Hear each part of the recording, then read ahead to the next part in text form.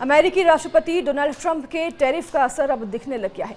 वैसे तो कई सेक्टर ऐसे हैं जिन पर इसका असर हुआ है, लेकिन कपड़ा सेक्टर सबसे ज्यादा प्रभावित दिख रहा है। तमिलनाडु में तो हालात ऐसे हो गए हैं कि अमेरिकी आयातकों की ओर से करोड़ों के ऑर्डर कैंसिल होने के बाद फैक्ट्रियों ने अपना उत्पादन बंद कर दिया है। भारतीय कारोबारियों का तमाम ऑर्डर या तो कैंसिल हो गया है या फिर दूसरे देशों को शिफ्ट हो गया है।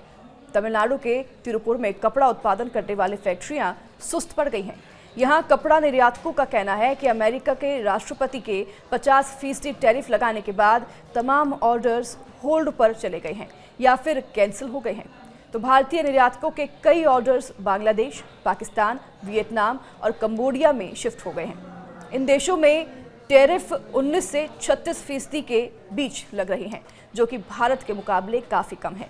तो भारत से अमेरिका को जाने वाला तमाम शिपमेंट अब पाकिस्तान को मिल गया है। तो कई अमेरिकी खरीदारों ने ऑर्डर्स को होल्ड पर डाल दिया है। कुछ निर्यातकों का कहना है कि अमेरिकी खरीदारों ने 25% टैरिफ सहन करने की बात कही है, लेकिन इसके दोगुना होने पर संभव नहीं होगा।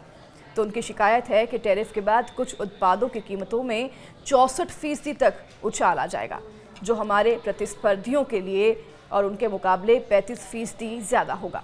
उद्योग प्रतिनिधियों ने कहा कि अमेरिकी खरीदारों के निर्णय के अनुसार ऑर्डर्स के क्रियान्वयन पर भी रोक लगा दी गई है।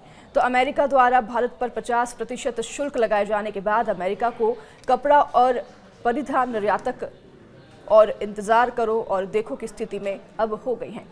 इसका मतलब है कि तुरंत कोई बड़ा कदम नहीं उठा सकते, बल्कि पहले देखना चाहते हैं कि आगे हालात कैसे बदलते हैं, ताकि उसके अनुसार ही फैसला लिया जा सके।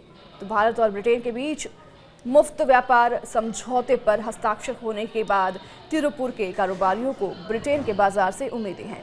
तो वहीं प्रधानमंत्री नरेंद्र मोदी से बात करने के एक दिन बाद ही रूसी राष्ट्रपति व्लादिमीर पुतिन ने ब्राजील के राष्ट्रपति लूला डी सिल्वा से फोन पर बात की।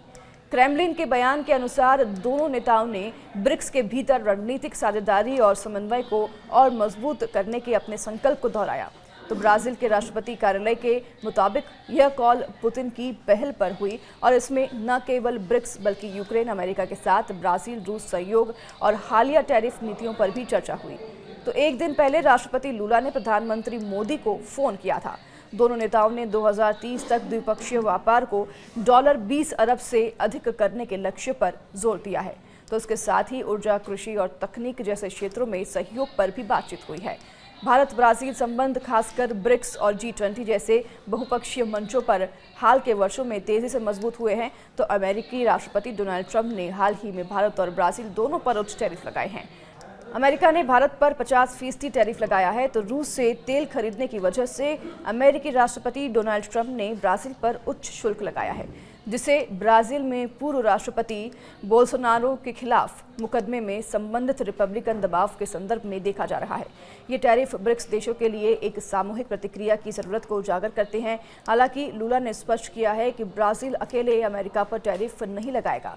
ट्रंप के टैरिफ का जवाब देते हुए ब्राजील ने चीन, भारत और दक्षिण पूर्व एशिया जैसे साझेदारों के साथ व्यापार बढ़ाने की कोशिश तेज कर दी है। हालांकि ब्राजील के तेल उत्पादकों को अमेरिकी टैरिफ से राहत मिली है, लेकिन भारत पर अतिरिक्त टैरिफ लगाने के बाद रूसी डीजल पर ब्राजील की निर्भरता को लेकर चिंताएं बढ़ गई हैं।